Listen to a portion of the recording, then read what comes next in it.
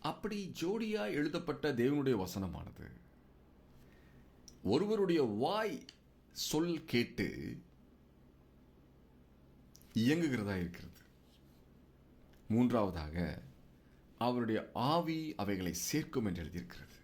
இயற்கைக்கு மேற்பட்ட ஒரு காரியத்தை எழுத்தின் மூலமாக ஒரு பிரிண்ட் அடிக்கப்பட்ட பேப்பரிலே நாம் படிக்கும் பொழுது அங்கு சப்தம் உண்டாகிறது, அங்கு ஆவியின் செயல்பாடு உண்டாகிறது. அதைத்தான் இங்கு பார்க்கிறோம்.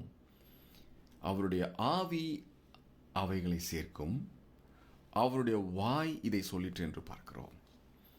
எனக்கு பிரியமான தீர்க்க தரிசனமானவர்களே, வேதமே நம்மளுடைய செயல்முறை விளக்க புத்தகமாக இருக்கிறது. அந்த வேதம் எழுதப்பட்ட ஒரு காரியத்தை நாம் இந்த நாளில் கற்றுக்கொண்டிருக்கிறோம்.